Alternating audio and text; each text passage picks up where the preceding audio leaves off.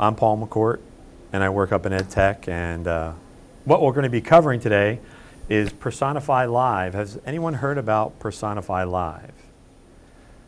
Khan Academy. Have you guys heard all Khan Academy and TED? I'm sure that you haven't heard of TED. Okay. And of those three elements, Personify Live, I could do 3 classes on just that program.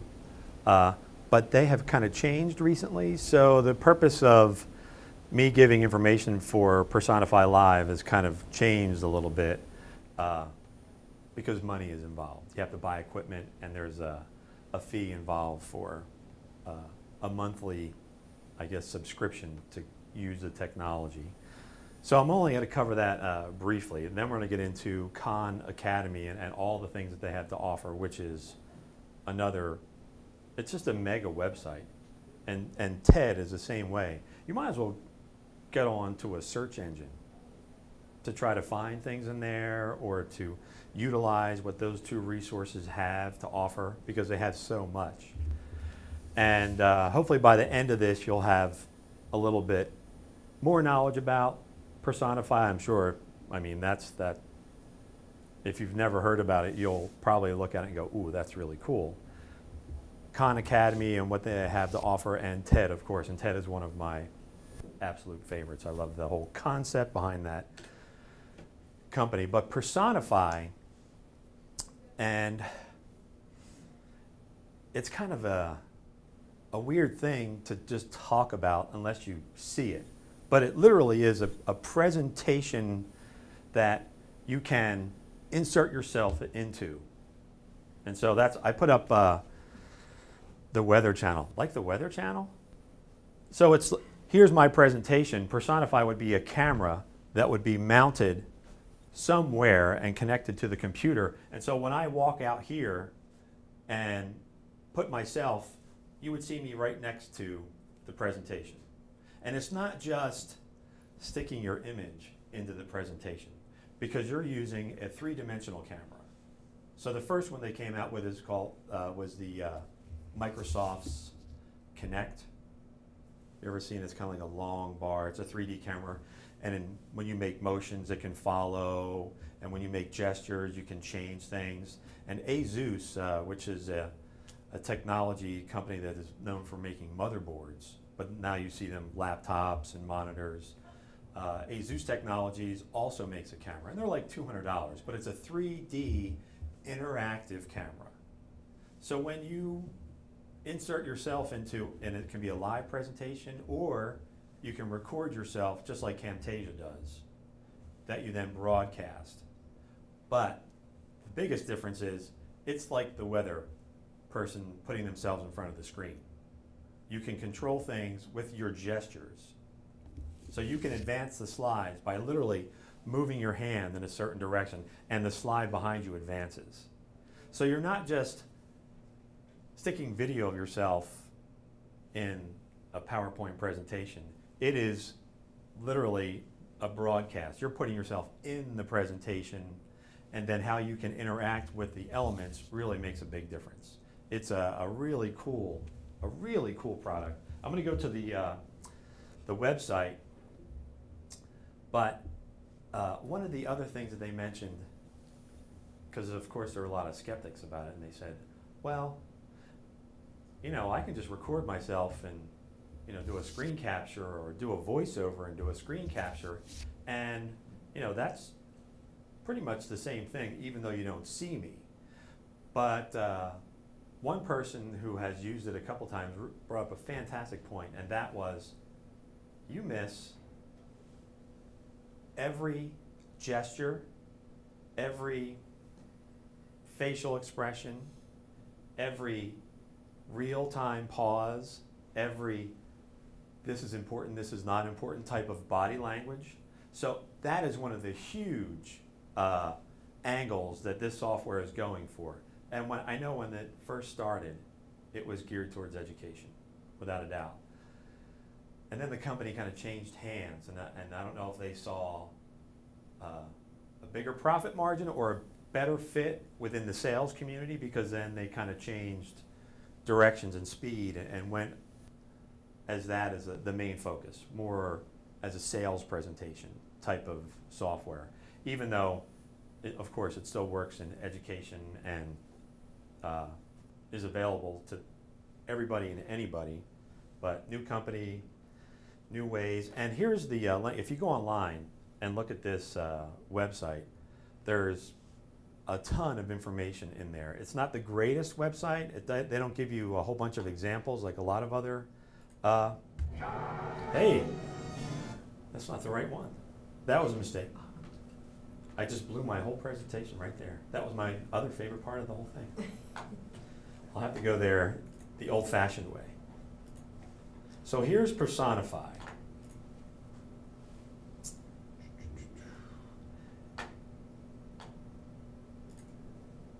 And they do have a couple of demonstrations on here.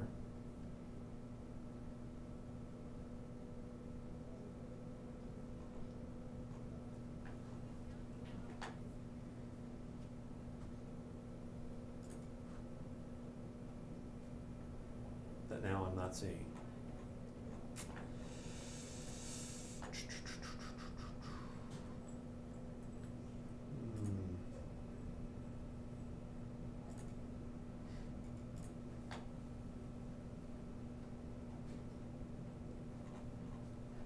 Technology changes faster than I would like on this one here.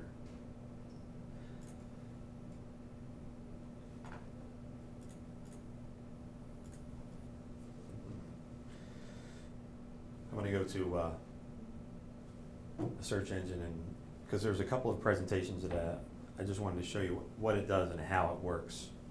And Sam Prezi there, and I saw Prezi last before we went on break.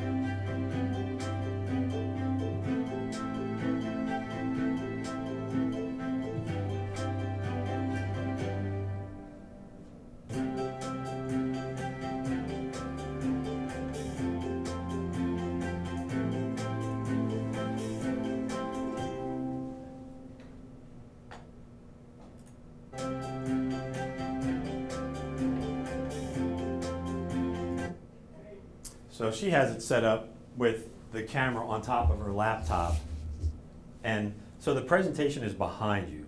So you're kind of live in front of it. You're not stuck on a side, and you saw she made a couple of hand gestures to advance the slides. Now, this is very new, and because it is so new, there are very few demonstrations of how effective and how to use this equipment and how to use this software. And even searching online, I mean, I probably spent an hour yesterday trying to find examples, and there are very few. They have this person 25,000 different times and a couple of others, but then that's it. There really aren't too many presentations because it is very new. And I just wanted to touch on it because of that. There is a lot of cost involved. You have to buy the camera, and that's usually $200, and you have to pay that monthly fee of, I think, $19.99.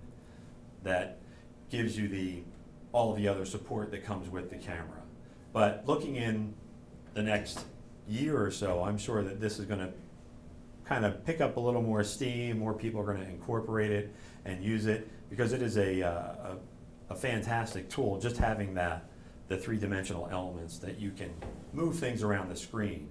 Now, I don't know what's involved behind all of that and putting all those things together because we don't have one and we don't have the software. But I think in the next 12 months, we probably will have that technology, and we'll be able to investigate it and give a little bit more in-depth on what it can do. Does it seem something that's interesting to you guys, or? It looks like it's the takeoff to a certain one. You know those new the games, dance games that they have out? Yes. It's like they're merging that technology. Yeah, that's exactly what it seems like they're doing. The way the video game responds to your actions. I have several online classes, and I've been thinking I should incorporate videos. You know, people will ask, do you have those? I know I can learn it through Camtasia too. Mm-hmm. I just haven't done it, so I just wanted to see what it was. Yeah. It's another one of those tools that time is it doesn't matter. Any of these technologies, any of the software, it takes a lot of time to put together a presentation. I mean, I don't even have enough time to do this the way I would like to do it. And you know, if somebody walks into ed tech and they say, "Oh, can you help me with this?" You know, that's same thing. You know, a student walks in and says, "Hey, can you help me with this?" You know, anybody walks in and says, "Can you help me with this?" There goes all your time, and you really don't have the opportunity to put these things together. But I think we're getting there in different ways. So we're learning about new tools, and we'll pick ones that work best and then try to figure out a really smart workflow. That way it's not, oh, it's going to take me, 15 hours to do a 20-minute presentation. Well, that's really not a workable solution. So, but it is the caveat is the amount of time you have to spend on these things right now. But I do think that they will pay off in the future, because we see more and more of them coming up in every different venue, from education to entertainment. But I do encourage you to go online and look at Personify's website and search around the web and see who has what. It is pretty cool.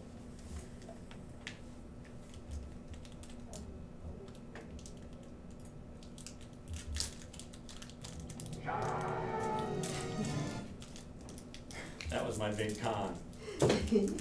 Everybody knows Star Trek, right? Khan Academy. I was hoping that, we'd have like a Star Trek fan in the room that would say, "Oh, you mean like the Starfleet Academy?" But I like the play on words there with Khan Academy, because if you've never been to Khan Academy, you kind of probably go, "Oh, what is it? Star Trek?" No, it's not Star Trek. So that would be funny. It was started by a gentleman in, I believe, 2008. I mean, so it's not that long ago that this individual said, "I'm going to start putting all these videos online." And it has snowballed into, I mean, I don't know how many videos they have online, because the website is just a monster. It is a monster of information. And in order to get the full breadth and width out of Khan Academy, you do kind of have to sign up. So you can upload videos. It gives you more opportunities to download items and interact with what is available and what can be used. Now, have everyone been to Khan Academy website before? You guys browse around? Well, then let me ask you, what is your favorite thing about this website, if you wouldn't mind telling everyone? Oh, I've just gone in there to see. I couldn't even say at Okay. this point. I think that's a good answer. I couldn't even say, because there is so much in there. Anything pop up on you? I'm going to say the same thing. Just as another resource to have just so much information. I mean, you can pretty much find anything on any topic. And Right. It's like having that freedom to be able to do so, and it kind of narrows your search a little bit. Sometimes if you Google something, you get hits that are all over the place, and this is a lot more refined. Right. It is more specific, so when you go in and search for things, I mean, my kids are sick and tired of me asking me a question about whatever it is, and they know the first response is going to be, I try to do the William Shatner version. Come on! But, They're like, don't do that outside, Dad, don't. And now they're high school and middle school, but still, they feel overwhelmed by it and don't want to go there because they know it's just going to lead to 25 million answers that they may not want. But as soon as they go in and start to refine their search and they get a hang of how to search a little bit better, they change their mind on it. And I think as popular as this is, students that come here are going to be very well versed and already have this resource, in their pocket, ready to go. They're not going to even think twice about it. You ask most of the students, they probably say, "Oh yeah, I'm pretty familiar with that website." I don't run into too many people that haven't. Have you been to the website a lot? I have. It was a math something or other when I was. Math. Was it were you looking to learn something, or was it? I think it was the student and I were somehow got involved and they pulled up. I think they showed me kind of. Mm-hmm. What to kind of dig in there and dig through. But when you first go to the website, they have a lot right up front. And I was trying to figure out, okay, where do you go to get the index or search a little bit better? And at the bottom of the page is facts. And then you hit that selection, and now here comes all the information that I was looking for when I first went on the website. The top questions, who's using it, about the person who started it, feedback, Khan Academy in the classroom. So once you start digging into the facts, just the facts, man, it really starts to hone things down for you. And when you're looking at it overall, if you're going in to look for a subject, of course you can just search for that subject and look for that particular area. They have everything broken up very nicely on the home page. There's math, science, humanities, and there's only 3,800 videos. I mean, I don't know what it was last week, but I'm guessing it was less than 3,800. I wish I would have started to take note and, okay, what was it a year ago? And has it incrementally grown as time gone by? So they don't, they probably started out with a few, but it has just exploded.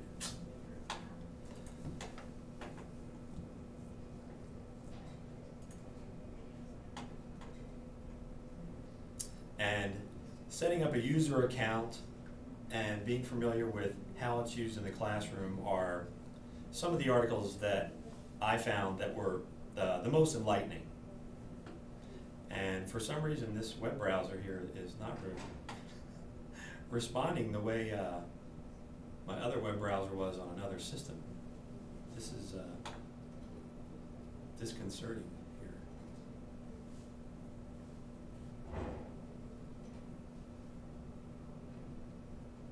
Like what equipment now has anybody thought of actually trying to make or use these to kind of in your class, or just go out, look at it, see what someone else is doing, and then take inspiration from what you've seen and then try to incorporate that into your class? I mean, that's usually the common interface, the common reason why I hear people go to Khan Academy that are on the instructor side of the house. Of course, everyone else is going there to learn. But from an ed tech side, I kind of want to know, what do I need to do? What do I need to have to work in this environment? And from a perspective of, if you want to do something, that's when to answer the question of, what do I need?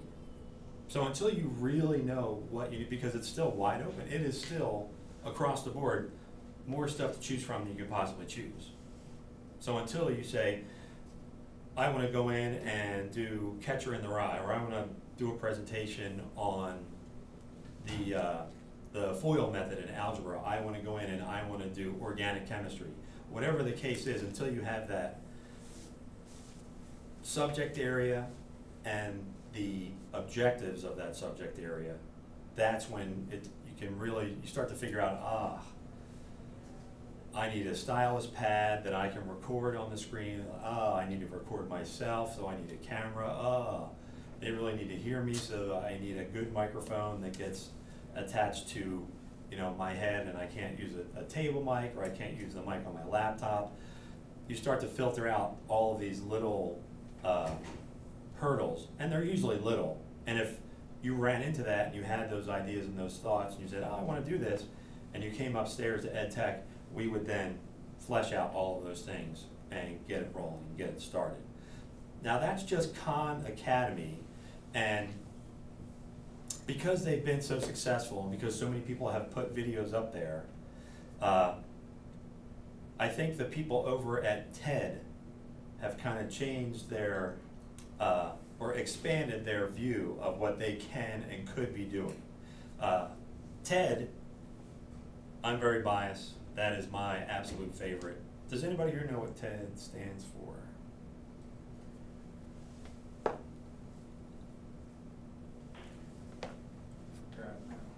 I mean, that's kind of a, like, what does ESPN stand for?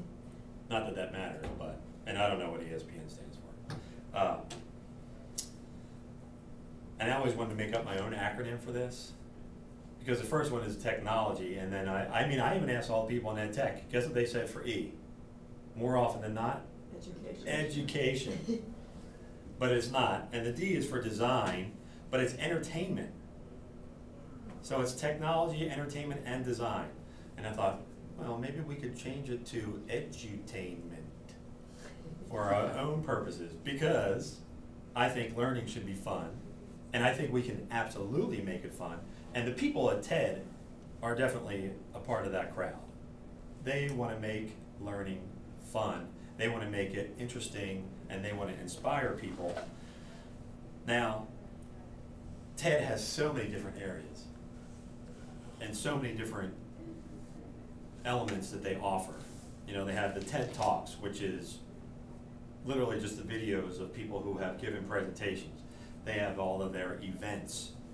And they have local events as well. I think they call those TEDx. So that's more of a local variety, local flavor. I know we had one here in Kansas City not too long ago. If you are a person who watches PBS and you look at their website, you can see when those shows are available, because they play on their PBS stations. I think they're also available on the PBS website, though I haven't checked on that. But I have seen them on TV several times. You know, I was flipping through the channels, and there it is, someone giving a TED from a local, the conference that they had here in Kansas City.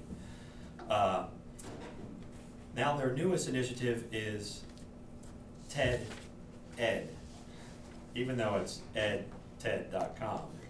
And I was going to do a really cruel thing from that movie with the teddy bear called Ted, you know, and have like a stage with somebody on top of it come down and crush them, but someone asked me a question, and that there you go, there goes my presentation went right out the window.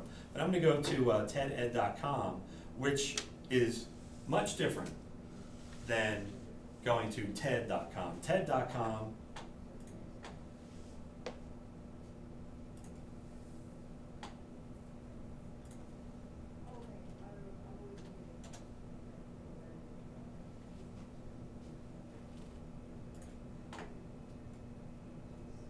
covers the talks and the speakers and the conferences and the events and conversations.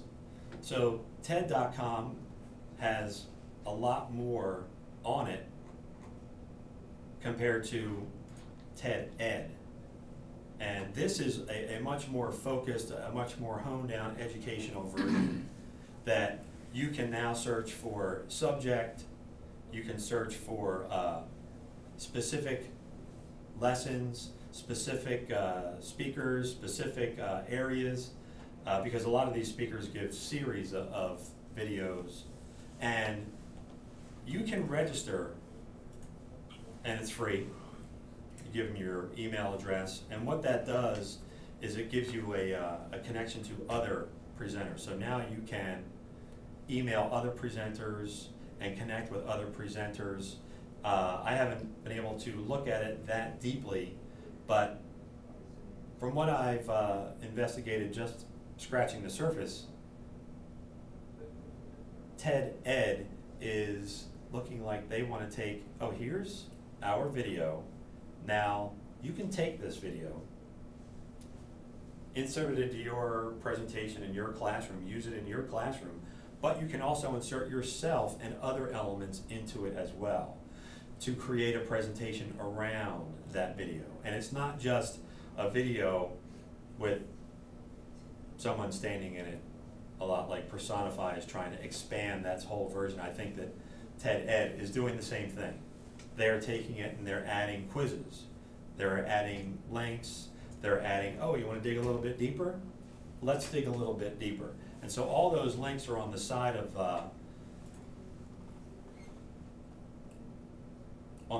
the video as a more of a interactive page.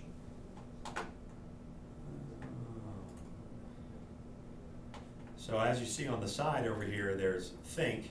So you have 5 multiple choice questions and answers. And then dig deeper, which brings you to even more information and more links. So they have kind of built, and you can do this. This is, if you sign in, sign up, you can literally create a page just like this with all of these elements. And you don't even have to make the video. That's kind of, I think, their catalyst to kind of get you in there, because if it's on TED, that video is usable. You can use that video.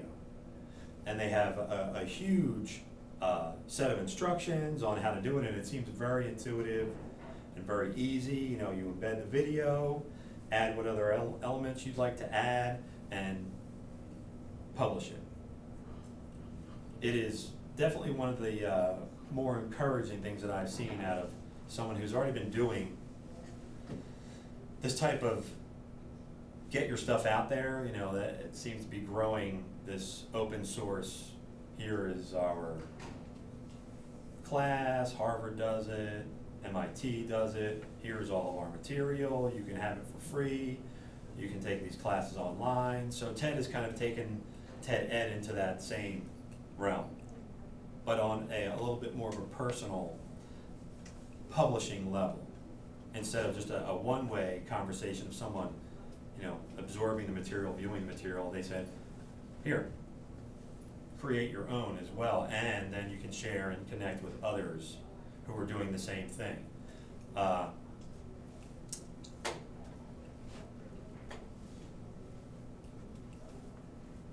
It is an easy site to go on, search around, look around, and look up and say, wow, where did those 2 hours just go?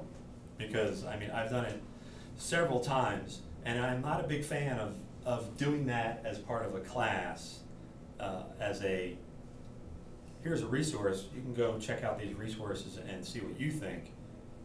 You know, what I think is one person's opinion, get the information out there, go and investigate yourself. I don't want to try to lead somebody around the website with all of my own craziness and say, oh, do this, go here, do that, because that may not be what, I don't know what the people in here or my viewers would want to see, only if it was a interactive session where we came in and said, oh, let's dig into this and see. And those classes will be coming. I'm going to take each one of these, the Personify, Khan Academy, and TED, and I'm going to actually try to put those on the schedule soon instead of later, so we can dig in and have a more interactive class. We may have to do it in another room where everyone has a computer at their disposal, so we can dig through the site, look at things, actually create a login, create an account, and start to put things together in a more efficient, not this is what you can do in one-way conversation type of delivery, more of a two-way conversation. Would you guys be interested in doing something like that, or no, maybe? I don't see any enthusiasm.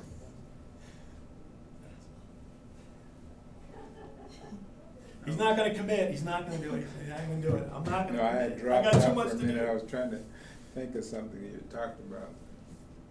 Oh, it wasn't. That they've been using game theory to solve protein combinations. And so I was trying to remember what that last word was, which was proteins. It was driving me. Oh, well, you search in there on this website and you're gonna run into it. Because it seems to be a pretty popular subject area. And most of the speakers that TED has, I mean, from what I gather, they are definitely all along the lines of inspirational, non-conformist, entrepreneurial in the sense of expanding other people's horizons, not entrepreneurial as in, you know, growing their own brand or their own business. It's definitely more of an assistive, you know, I want to help somebody else out type of perspective. And so a lot of the stories that you see on there are, you know, there was one, a woman in a wheelchair, which just about made me, well, I mean, it'll make you cry. She's doing, you know, the diving where the divers hold their breath, you know, and they like go down Yeah, they were showing that a on bazillion TV. feet, you know, holding their breath, and then they come back up. She's doing it in a wheelchair. I mean, and it is like, wow. I mean, it's incredible what people do. And now she brings that whole experience and that concept of what got her started, what motivated her to do it, into, you know, the TED realm of event presentation, and from that people feed from it.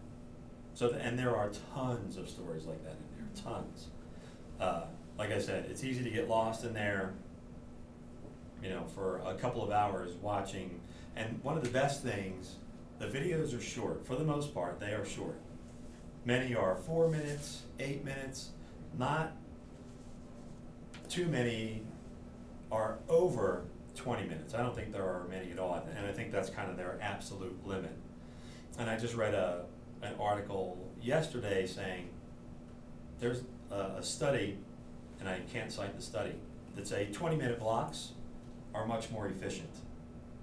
That if it's longer than 20 minutes, the retention and what people, you know, really hold on to just starts to fall apart after that 20 minutes. So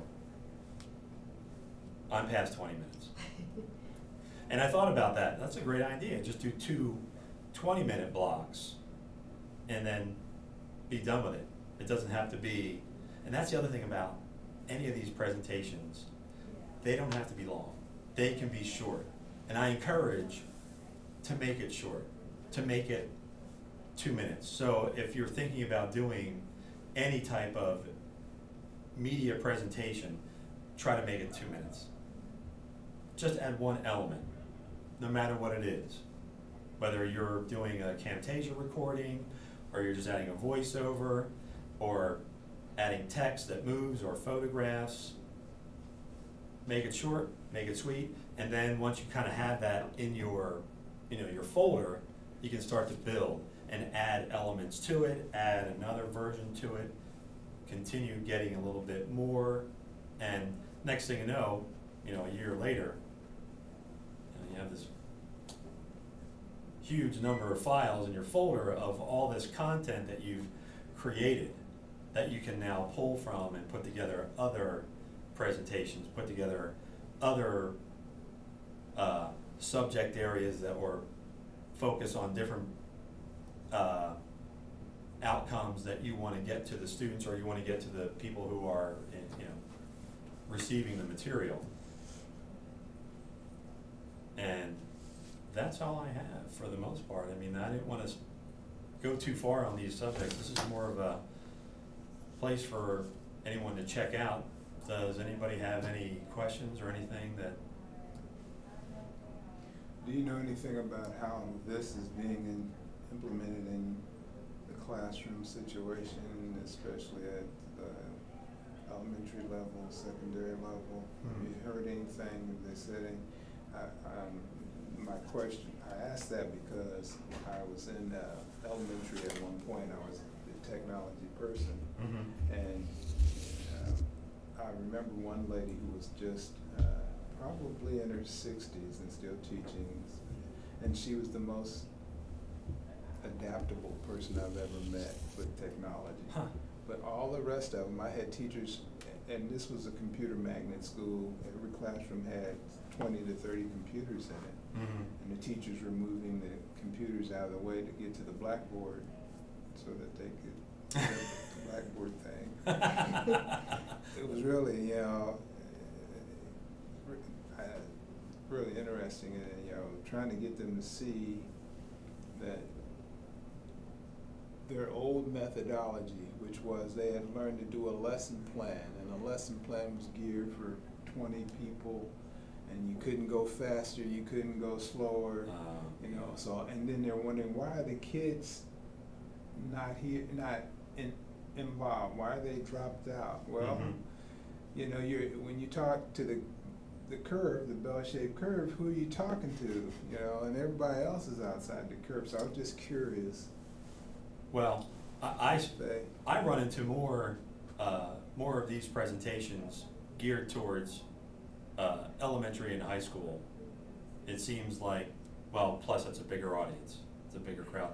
And I think also the subject area, the subject matter is probably easier to create presentations for those subject areas because there isn't as much that you have to go into. And it can be very short and concise and on the level, on a single level, where you don't have to kind of continue to go into that subject matter deeper, and you don't have to worry about, well, nobody knows anything about the subject, so I can just disseminate the information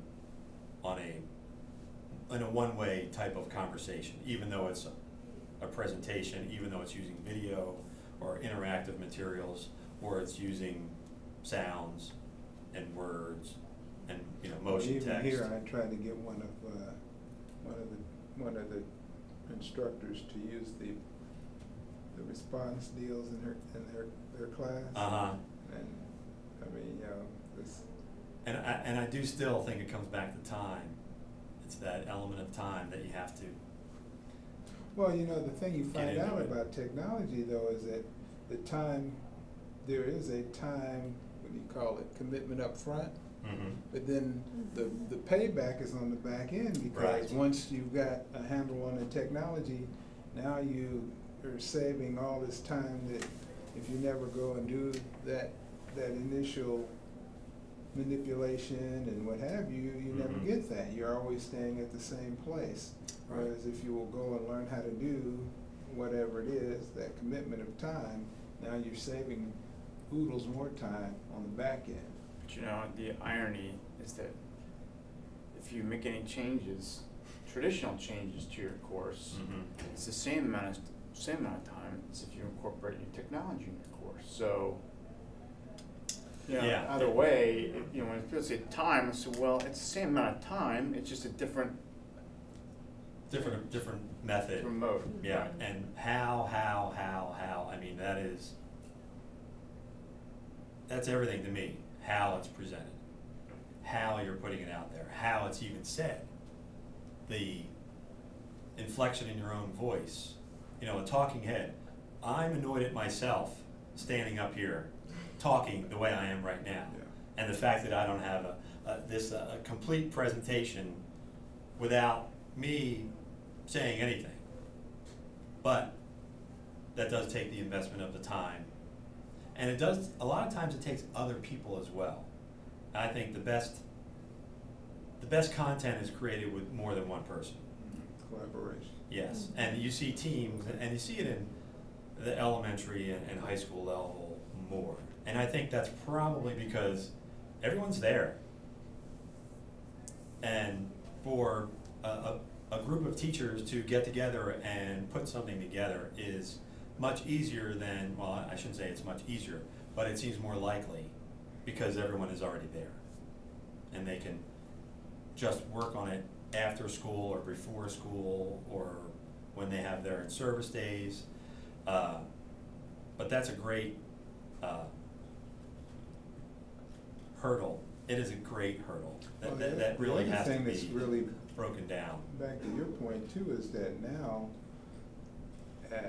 if you use a business model example, I mean, the model's only good for an hour or two almost. We're getting to a point where that's an excellent model, but the duration of it is just because now they've come up with something else, so you're behind the curve again on this deal.